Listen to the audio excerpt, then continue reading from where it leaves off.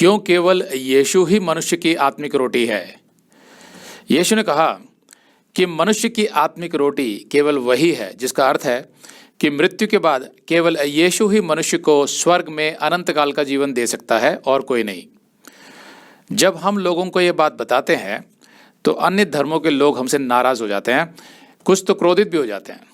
वे हमसे कहते हैं कि भाई हम तो सब भगवानों को समान समझते हैं और सबका सम्मान करते हैं, लेकिन तुम लोग ये क्यों कहते रहते हो कि केवल यीशु ही मनुष्य का उद्धार करता है, दूसरा कोई नहीं। तो अब अगर उनसे मैं ये पूछ लूं कि अगर आप सब भगवानों को समान समझते हैं तो फिर आपको इस बात से आपत्ति क्यों होती है जब कोई अपना धर्म छोड़कर यीशु मसीह को अपना लेता है?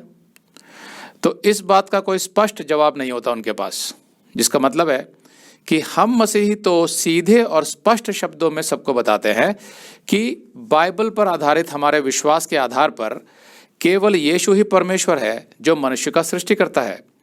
लेकिन अन्य धर्म के लोग इस बात को स्वीकार तो नहीं करना चाहते, फिर भी वे सीधे सीधे इसका विरोध नहीं करते, लेकिन मसीहत पर धर्म परिवर्तन का आरोप लगाकर घुमा फिराकर वे यही कह रहे होते हैं कि हम तो अपने भगवानों को ही सत्य मानते हैं और उन्हीं पर विश्वास करते हैं।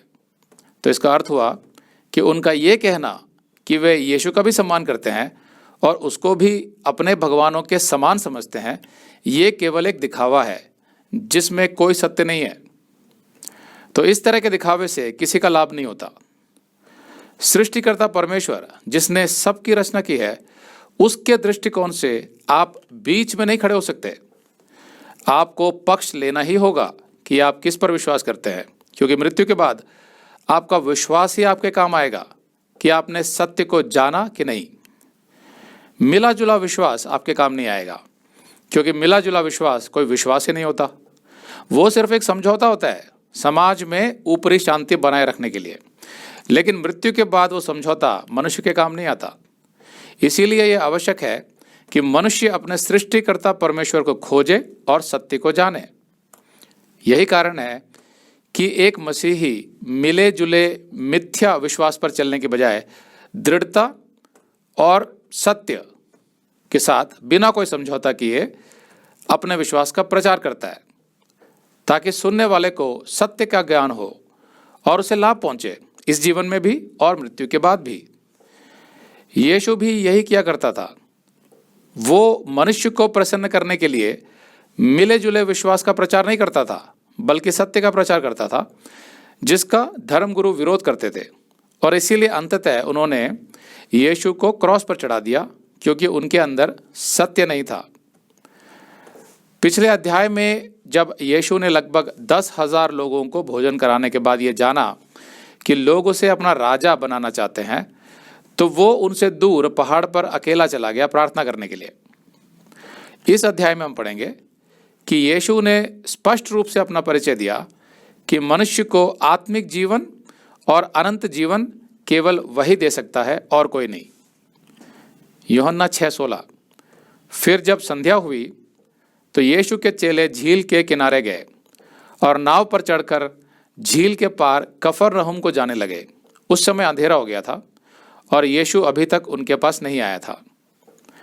मरकुस 6:45-52, उसमें इसके विषय में विस्तार से लिखा है। अगर आप ये संदेश पूरा देखना चाहते हैं तो आप इसे हमारे वेबसाइट hindiBiblestudy.com पर देख सकते हैं। ये वीडियो हमारे मार्च के वीडियोस में अपलोड किया हुआ है, तो जिनके पैकेज में भी मार्च का महीना शामिल है उनको ये वीडियो उनके माई अकाउंट में मार्च के वीडियोस में मिल जाएगा।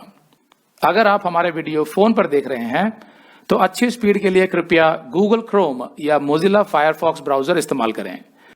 तो इनको डाउनलोड करने के लिए आप प्ले स्टोर में जाएं और ऊपर गूगल क्रोम टाइप करें, फिर आप गूगल क्रोम ब्राउजर पर क्लिक करें और उसे इंस्टॉल करें।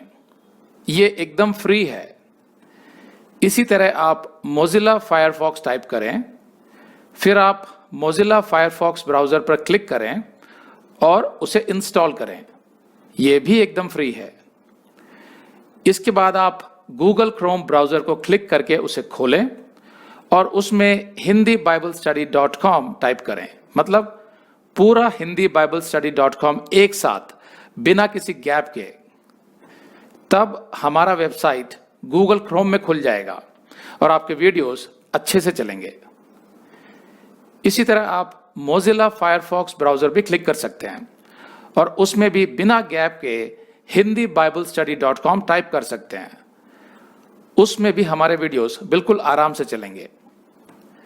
इसके अलावा अगर आप चाहें तो बेहतर स्पीड के लिए आप वीडियो के नीचे बने प्ले बार पर सेटिंग्स का चिन्ह दबाकर 240p 240p सेलेक्ट कर सकते हैं, जिससे आपका बहुत ही कम डेटा खर्च होगा। 240 सेलेक्ट करने के बाद आप वीडियो के बाहर कहीं भी क्लिक कर दीजिए, फिर वीडियो को पीछे ले जाकर शुरू से देखिए।